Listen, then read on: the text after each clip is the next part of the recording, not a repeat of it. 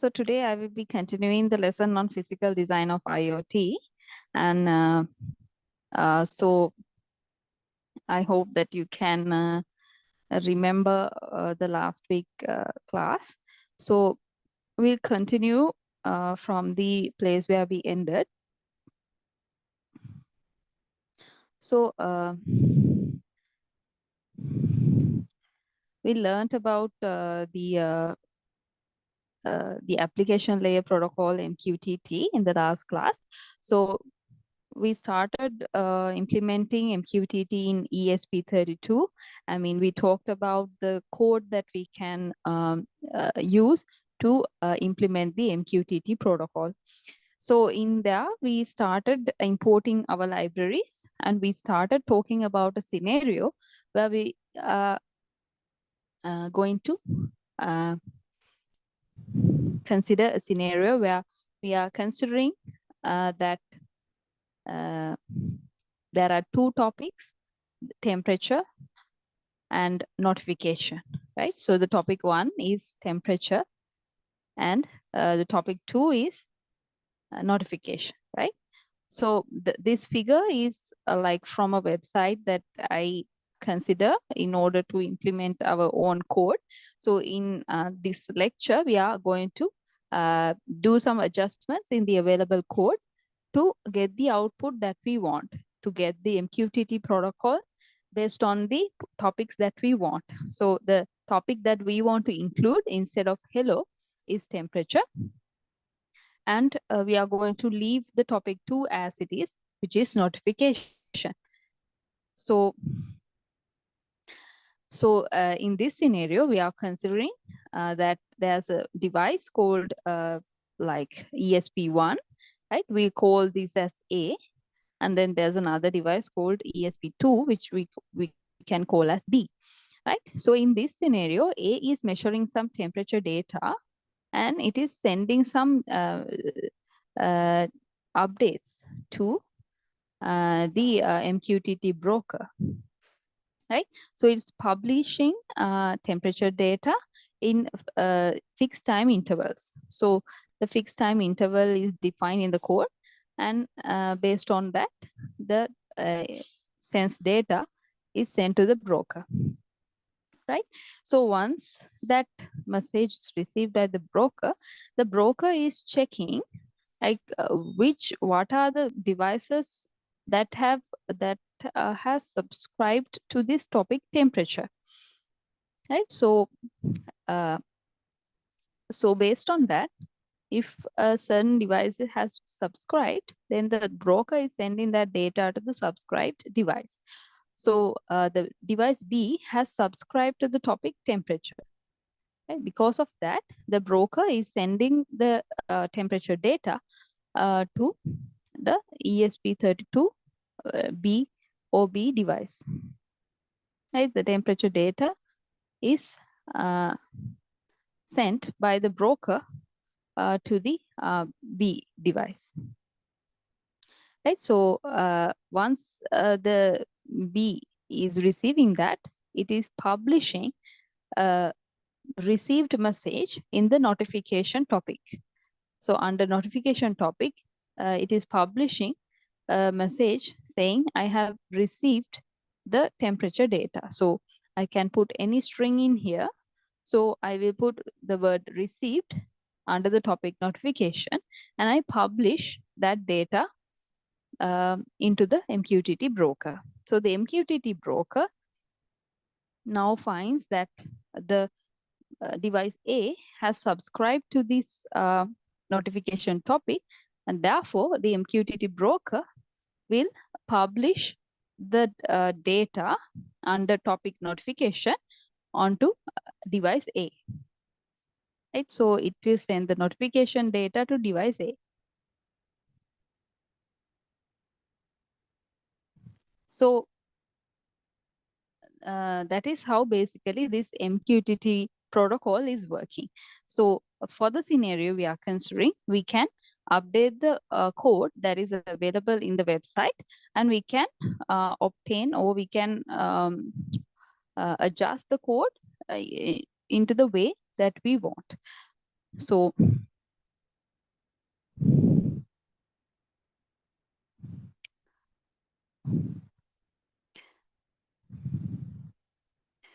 last time we did the coding of the ESP1 device, that is the device which is publishing the temperature data. We talked about that device and how we can code the necessary information in that device in order to um, obtain the temperature data within a fixed time intervals, and then publish that data to the MQTT broker, and then also subscribed to the topic notification, right? So basically, in this code, we need to first import the required libraries, right? So I'm focusing on ESP1. That means the first device, that is A. And in there, when we want to implement the MQTT protocol, we need to first import the libraries, and then we need to set up the initial parameters of the system.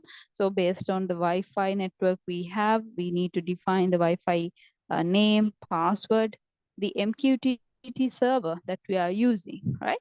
So MQTT server will depend on the server that we are selecting to implement the MQTT protocol in.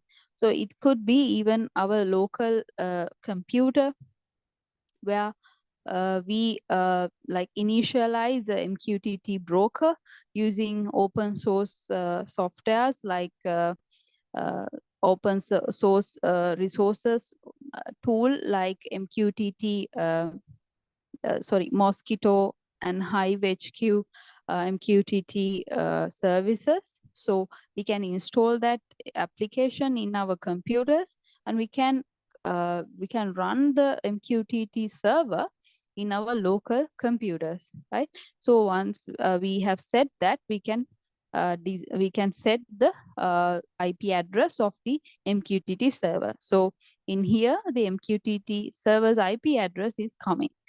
And then, so let's assume, for example, MQTT IP address, server's IP address is this number, right? And then the client ID is the ESP devices ID. So that comes from the machine itself. So it will give a unique ID using this function. And then we need to define the publish topic, or else the topic to which we are publishing our data. So the ESP1 device is publishing to the topic temperature, right? And then it is subscribing to the topic notification, right? And then we are fixing in this code like the frequency at which we are storing our information, right? So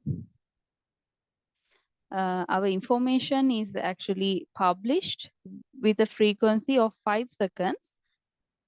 And every 5 seconds, the temperature data will be published under the topic temperature, right? So we are updating this existing code to a scenario where we are publishing our data into a topic called temperature. So the publishing of the data will be done under the frequency of 5 seconds, and every 5 seconds we are publishing, and this variable message interval is used to publish the data and to define the frequency of publishing data, right? So this variable is used to define the frequency of publishing data message interval, right? So I will ask questions about this code, right? So you might need to remember these variables. And we are having another variable called counter, right? So I hope that is, I think it is not that visible, right? Oh, yeah. Now I think it is clear now. So you can see there's a counter variable at the bottom, which is used to count the number of times that the data was published to the MQTT broker. And then in this part of the code, I am doing connection of the this ESP32 device to the Wi-Fi. So this is just a code that we can follow every time that we want to connect to our Wi-Fi. So we have already set the parameters needed in here in the initialization section. So we have already defined that data in our initialization section. So in this part, we have already defined what are the servers and IP addresses of those servers needed to connect to our Wi-Fi. So we have defined these parameters. So we just need to focus on, just coding this section and running it and checking whether there's no correct error in that section. So basically, we are connecting to a network interface, and then we are running this loop until we connect to the Wi-Fi. Okay, so we are running this loop until we connect to the Wi-Fi, and once we are connecting, we can get a message called connection successful.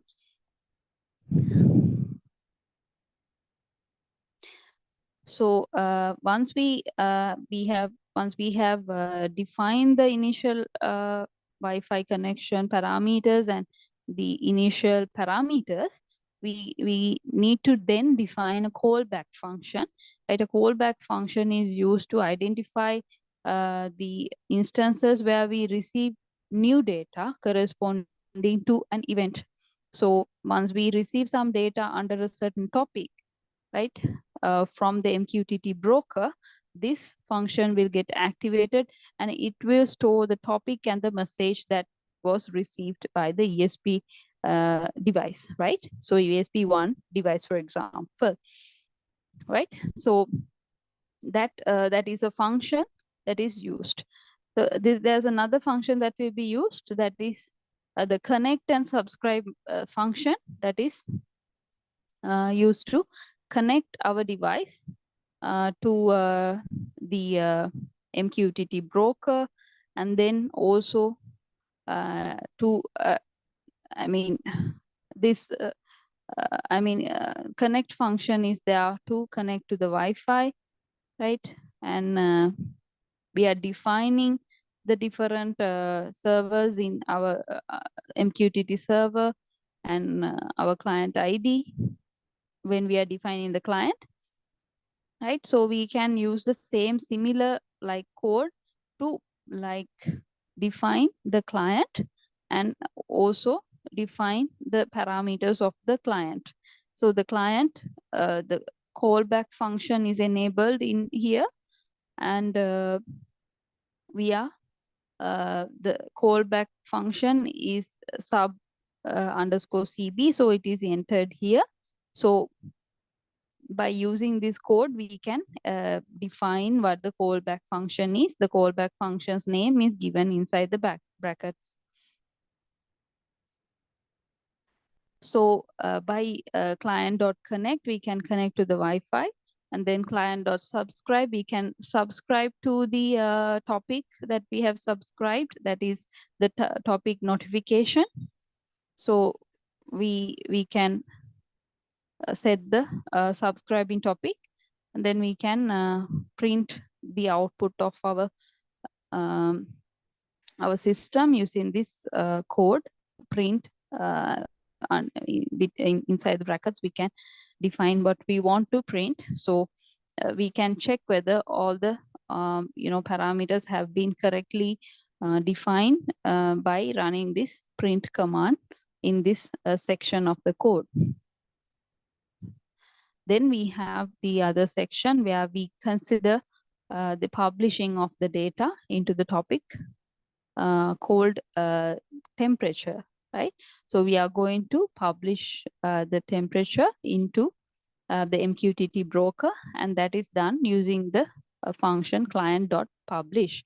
So inside there, we can define the topic that to which we are publishing and the message that we are publishing. The message means the temperature message, right? So in here, the temperature is given as a string and a floating number. So that number is stored, and then we are turning that into binary notation using this command. So the message will be in binary format.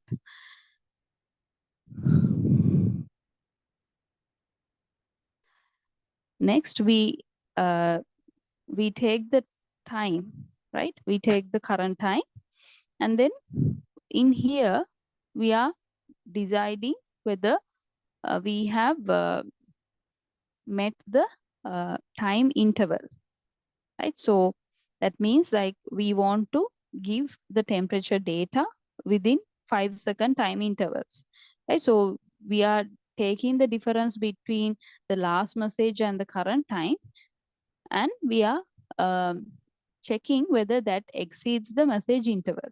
So our message interval is 5 seconds. If this difference is above 5 seconds, then we know that we need to publish our data. So once that time stamp is met, then we are publishing the data, right? So at each 5 seconds, this code will publish the data to the MQTT broker, right? So this part is for resetting and restarting and reconnecting. That means that if we lose the connection to the MQTT, then we need to reset the machine, and we need to restart um, the process. So that is done using this function where we restart and reconnect our device, and then we reconnect back to the MQTT broker. So in here we have another code where we connect and subscribed to the certain topic, and we follow the procedures that are there in the publishing phase, right? So if it is not connecting to the Wi-Fi and then this function, then we need to run the restart and reconnect function. So using that function, we can reset our system and restart our code and our protocol, right? So in here, now I will consider the scenario where we can code the device number 2, right? So we can consider the device number 2 and we can code the device number 2, right? So in here, right, can you tell me what should be the topic pub and what should be the topic sub?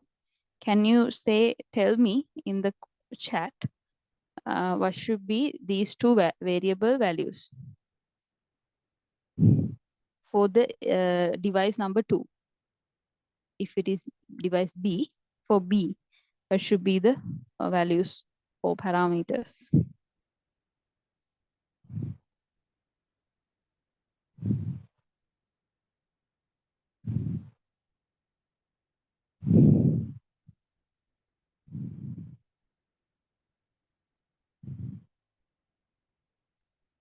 Okay.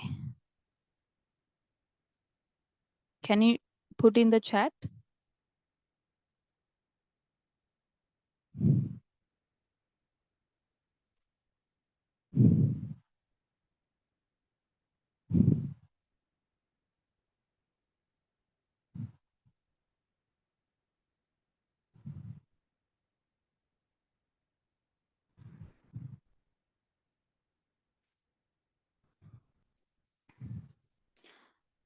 Okay, so it seems that you cannot respond, I think. So I will explain. So I hope that you can understand what's going on in this situation. I will explain again in order for you to understand. So it is actually a very simple concept. So in here, we are considering the case where we have a MQTT broker. So this MQTT broker is also a server of some kind where it will process the data that it receives from devices and categorize the data under different topics to which the devices will publish and subscribe. So there are certain topics inside this broker, and we are having topics like temperature and notification. So the devices which are connected to this are sending data to the MQTT broker. So the device 1, which we call as A, is sending data to the broker, and then the device B, which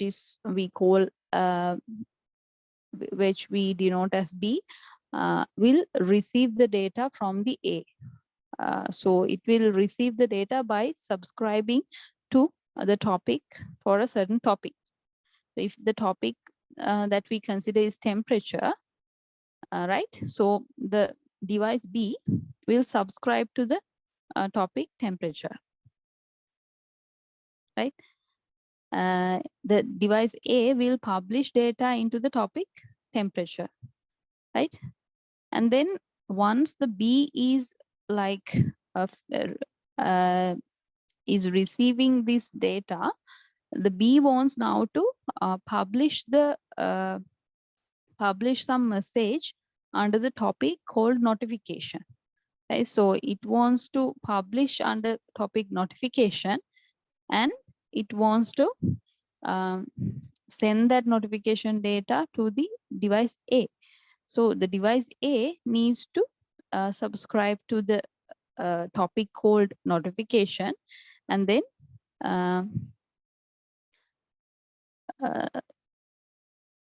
the message that is published in notification will be received by the device A. Right? So if we are going to configure the device B based on that, we need to first basically define this topic pub or publishing topic as the notification, right? This should be notification.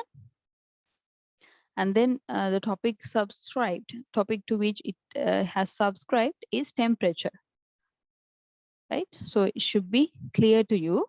So topic to which it has subscribed is temperature. So based on that, it receives temperature data from the MQTT broker. So the MQTT broker is receiving temperature data from the device A, and the device A is sending that data to the MQTT broker in time intervals of 5 seconds. Right? So that is how this MQTT protocol is working. I hope it is clear. So based on the Wi-Fi names and passwords that we have, we can include the data in here. So the Wi-Fi, to which Wi-Fi the device B is connecting, right? B's SSID, B's password, Wi-Fi password, and the MQTT server, which will serve both A and B. Its address will be put in here, so it will be same for the device A and B. So MQTT server IP address will be same to both the device A and B. And then client ID, that means the unique machine ID that is allocated for the device or the ESP by the manufacturing or the library that by using the function that we have in the ESP32 libraries. We have a unique client ID that is defined for the device B. So that ID will be inserted here. So likewise, we can define all these parameters initially for the device B, right? So I hope that part is clear to you, right? So is there any question regarding that part? Do you have any questions?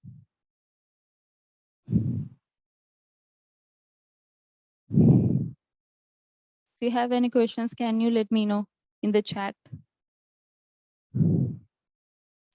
Right? So I think I will go ahead with this. You can actually refer this material even after the lecture, and you can also go to this website that has the initial sample code, and you can try to adjust that code to satisfy your requirement. right? So this is how the coding of the device number 2 will be once we set the topics correctly, and we correctly define the topic that to which we are publishing as notification, and we are defining this topic to which we are subscribing as temperature, and then we are defining or we are allocating a unique client ID to the device using these functions that are available in the libraries of the ESP. And then we have the MQTT server, which is same to both A and B devices. And we have the Wi-Fi name and Wi-Fi password, which could be same or different based on the location of the client device. And then we have the basic setup of Wi-Fi network using this part of the code. And then we will move to the next work, which is the same as before. So we don't have to change anything in these codes, where we will be using the same code to when we consider the callback function and the connect and subscribe function. Same parameters as we used earlier will be used inside these codes. So nothing specific to device B is included in here. However, we can actually change this part where we are subscribing to the topic temperature, and then we are actually showing the message we are getting in this part of the code. So that part we will be changing based on the device B. Apart from that, other parameters that we have included in this function sub underscore CB and the device connect underscore and underscore subscribe function will remain the same. The reason is the variables that we are using inside these brackets will be same as in the previous case where we are considering the device A. So we have the functions that we have defined for our system, right? So all these are same, but in here the difference that we have for the device B will be included in this section where we are like publishing our data into the notification topic, right? So we are publishing the data to the topic publishing, and then once we actually we are publishing those data, once we receive some data or some message uh, into our check message function, right? So this means that uh, right, so in this code the new message variable is made equal to client.check message. So in this check message function, they are checking uh, they're checking the callback function, and they are checking the callback function to check whether there's a message received or not. So if there's a message received under the callback function, then this check message will have uh, like a string of message, and then therefore if a message is received, then it will not be empty, right? So that is what is meant in this code. So the new message will not be empty. So the new message that had been received must be some temperature value, right? Because in this check message function, we are only checking the callback functions and the messages received under that.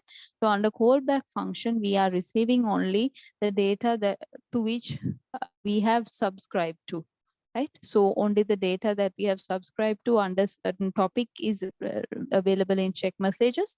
So if there are two topics, actually we need to check like for both the two types of topics. But since we are only considering a scenario where we are subscribing to one topic, that means this message that has been received by the device B is only the message regarding temperature.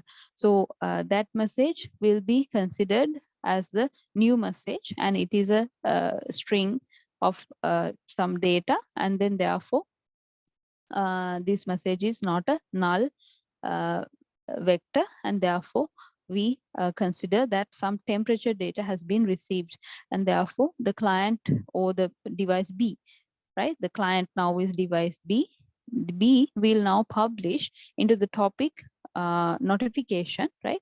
The topic will be notification now to the topic notification that it has received some data, right? It will send this message into the topic notification, right? So this is the message that it will send, right? So it will be sent in binary format. It will convert the word received into binary format and will include that as the message under the topic pub. And then once it is published, it will sleep for 1 second, and then the message will be sent to the MQTT broker, right? So under client.publish function, the message will be sent to the MQTT broker. So by that, we are actually finishing our notification, like publishing to our notification topic using ESP2 device, right? So once we have published to the notification function for the topic, the MQTT broker will now send that message to the ESP1 device, which has subscribed to the topic notification, right? So MQTT will send the data, right? Send the notification of data of about on notification under notification to the device 1, right? ESP1, right? So data under the topic notification will be sent to the device 1.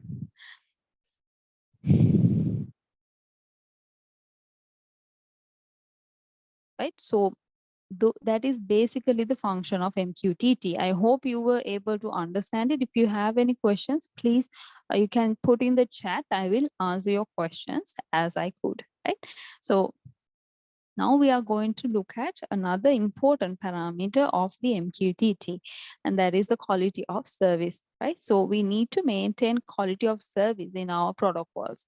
So because of that, in order to ensure the reliability of data transfer, we are defining this quality of service parameters, right? So we are measuring the quality of service by measuring, or we are defining the quality of service parameters to ensure the reliability of the data transfer, right?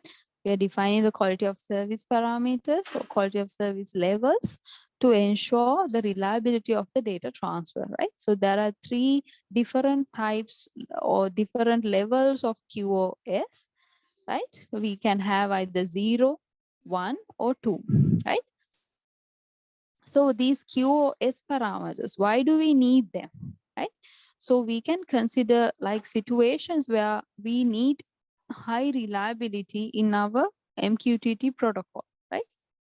So for example, if we are traveling in a certain road, and then we are connecting our, like we are connecting to a MQTT broker, right? Let's consider this is the MQTT broker. We are connecting to the MQTT broker, and we could be either the subscriber, we could be the publisher, anything, right? We can be either the publisher or subscriber, right? So let's say we are connecting to a MQTT broker, right? So once we are connecting and then we are moving, right, we might come across interferences in our environment, right?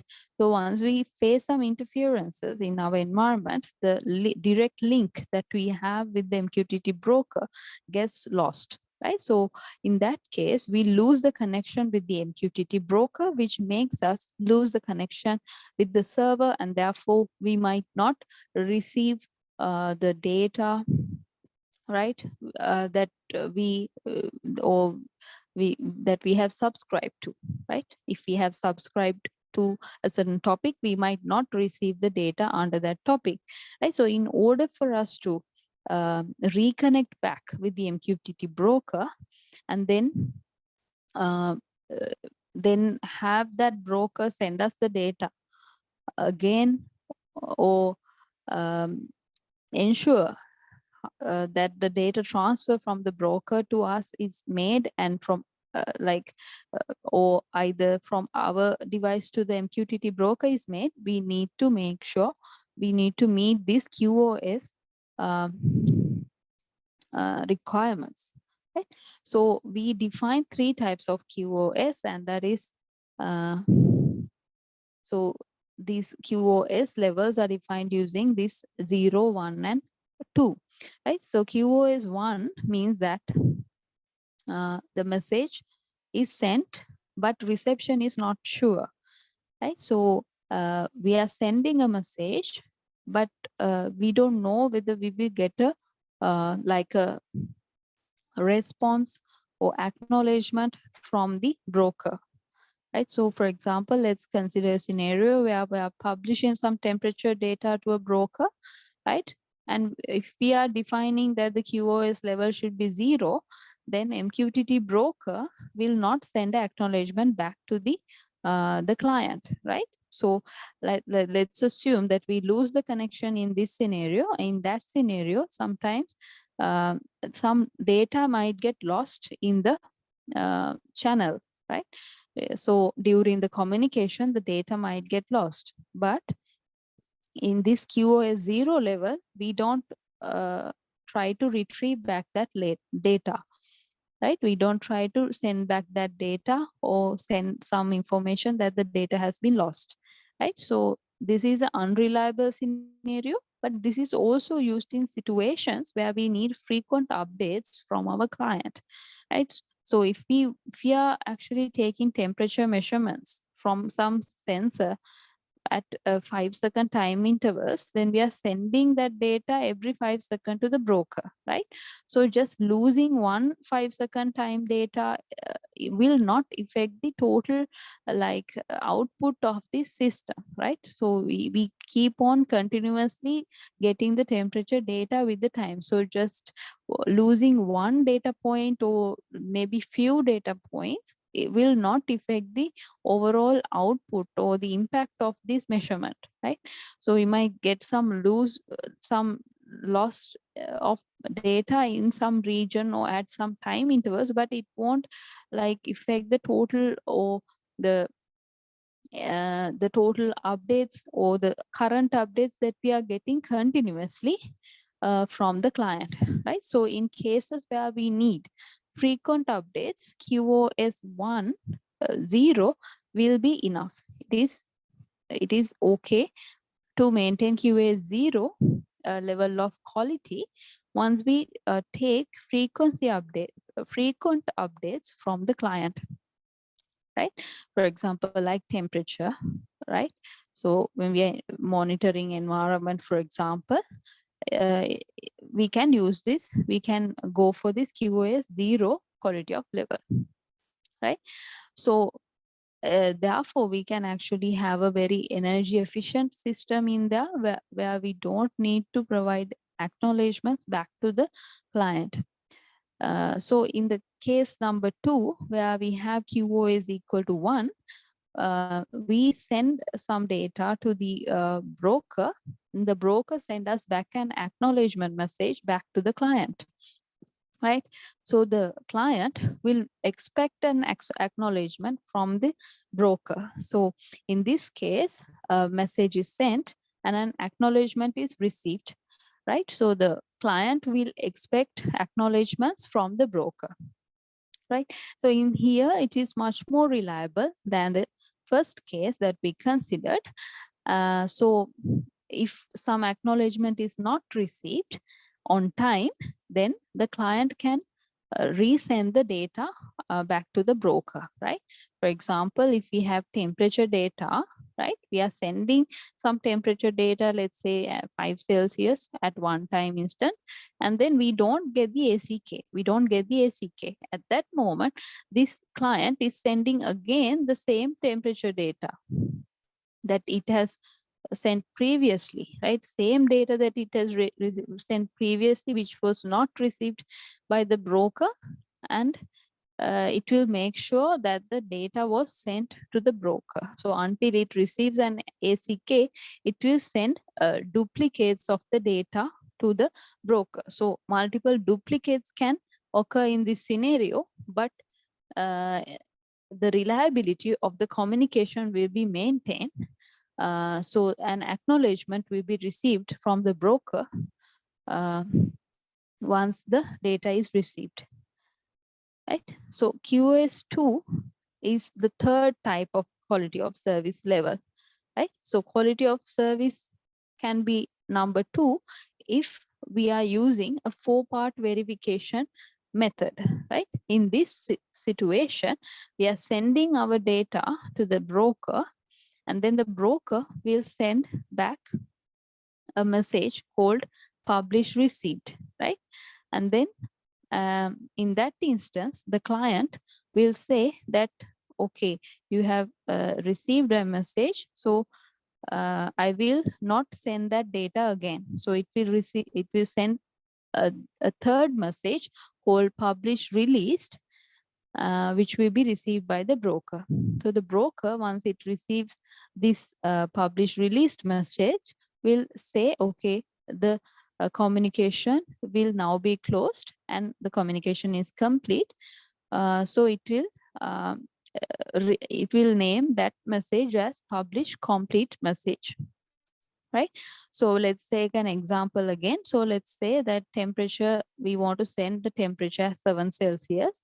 We are sending that message, right, as a QoS2 level message to the broker, right? So once the broker receives that message, it will send a received message, pub received message, right, saying that I have received the temperature data. So, right, so pub received message will be sent. So it is named as pub received message, that type of messages, right? So after receiving that pub received message, now this client knows its data has been received by the broker. So it doesn't need to send the same data again to the uh, broker, right? So therefore, it will send uh, another message to the broker, which is known as pub release, saying, just mentioning its own ID and its own machine or client ID and the message ID, and it will send it to the MQTT broker. It won't send the temperature data again. It will just mention the specific identifiers of the device and the message, and the MQTT broker will receive it as a publish released message. Right. So once the MQTT broker receives that data, it knows that the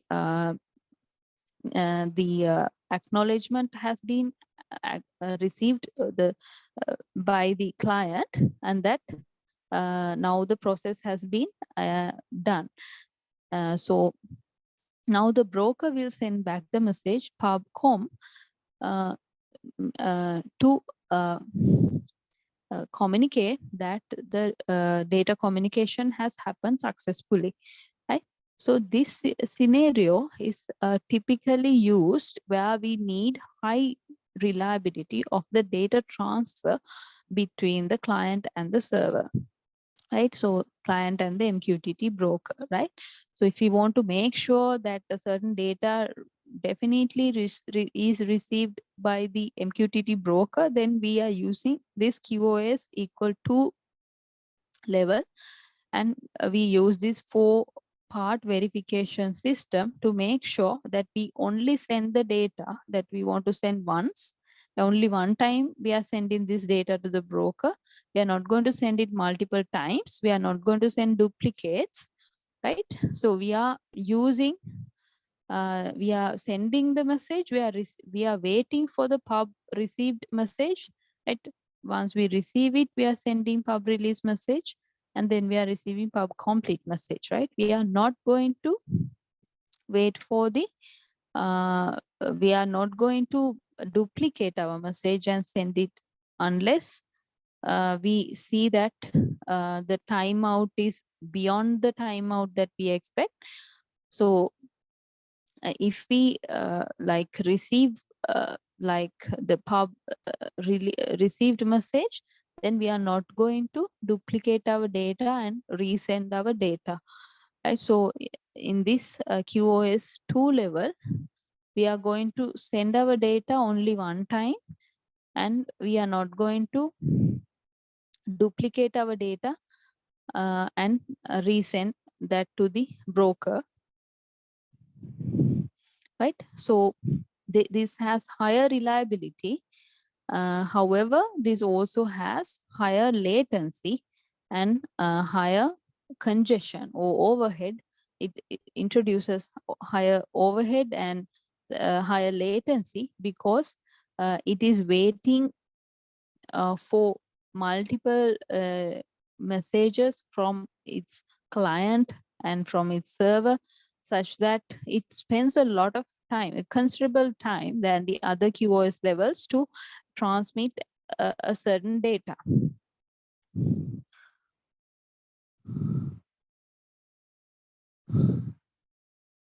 And then we can also, if we want to learn more about MQTT, we can go to this website and we can learn more about this MQTT protocol, right? So you can learn about that using this website, so mqtt.org. So I will let you find more about that after when you have time. So we can next talk about another type of protocol, right? So before going to the next protocol, I will summarize what we have talked about so far. We have talked about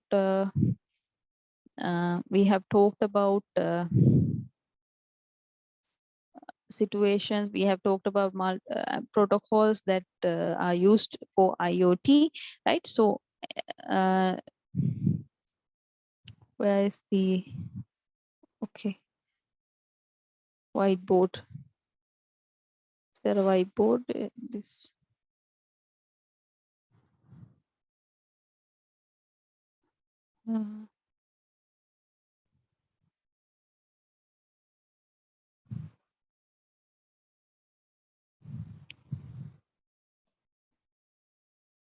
okay, so anyway, I will go back to the previous slide. So in here, I will explain what we have gone through so far and what we need to talk about in the next part of the lecture. So first, we actually talked about multiple protocols actually. And under those protocols, we are now in the application layer protocols, right? We talked about physical and data link layer protocols, and we talked about network layer protocols, right? Currently, we are in the application layer protocols, right?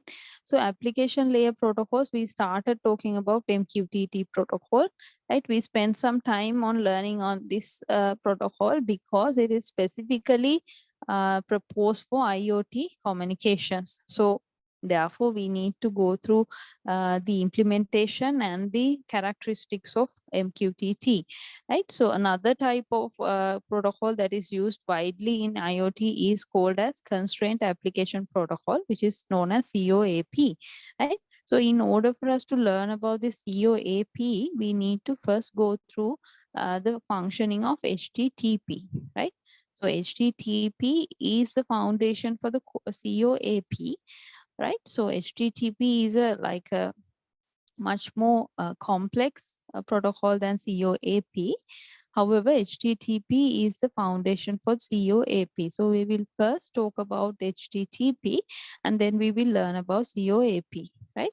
So now we are going to talk about HTTP. So HTTP is a widely used protocol for accessing the web services. So I think you know, right? So HTTP is a very widely used protocol for accessing web services like Google, email, online shopping, social media, other types of web type applications, right? So once you access a website, you can you are using that website on top of this HTTP protocol, right? And then you can actually view the type of protocol that you are using and the protocol that you're using our our search bar. You can see HTTP, right? And the website's name, right? So Google or something. So it will appear in our search bar in the search engine. And then we have different sets of standards that we follow uh, to obtain the data using HTTP protocol. Right? So there are a set of standards that define how the web servers and clients should exchange data over the internet. So that is the HTTP protocol. So the HTTP protocol defines the standards for the communication between web servers and the clients. Right? So that if there's a computer here, right, we can call our computer the client. And when we are accessing a website, we are sending an HTTP request to the web server, and the web server will act according to the request, and then it will establish a connection between the client. And once the connection is established, and once the server is has passed all the information to the client about the transmission of the data, the client will follow the instructions or the information given by the server to connect to the web server. And then it will receive the data from the web server, right? So we can use HTTP for uh, different HTTP requests to to access different websites. We can access web servers, video servers, messenger servers, right? Message servers using our HTTP requests. So we can use different HTTP requests to access different web services. So we can consider especially about an IoT scenario where we are using HTTP protocol, right? So we are using like a ESP32 module to update temperature information in a certain website. Then we need to connect our ESP32 using some communication technology to a router, and the router will connect or send your data to the web server, and the web server will connect your or send the data to the domain that you specify, and will run the codes in there, and store your data in a certain database, and also do some visualization, and will send show your data visually using graphs and etc. Okay, so that is a situation where we are updating our data to a website using our microcontroller and our sensors. Right, so we can keep collecting data at our processors. We can update that to a certain website, and that website we are accessing using HTTP protocol. Right, so we need to have the HTTP protocol to access a certain site. Right. So there are two like versions of HTTP. That is, one is HTTP and the other one is HTTPS. So HTTPS means a more secure version of HTTP protocol, right? So HTTP will send HTTP, if you are sending using HTTP standard format, then the normal format, if you're sending using the normal format, then you will be sending data in a human readable text format, right? Such as HTML, XML, or JSON, right? This in here, you are sending the data in a readable manner through the public internet, right? To the web server, right? In this case, some hackers can just obtain your data once your data is traveling across the public internet, right? So if your device is sending some data across the public internet, so you're going through multiple routers and servers, and those servers can be accessed by certain hackers.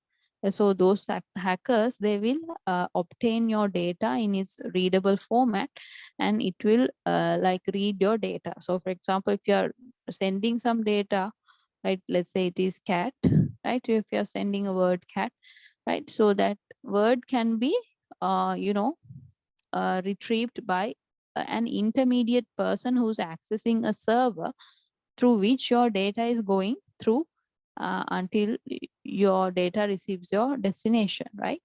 So in this case, your data is not secure, right?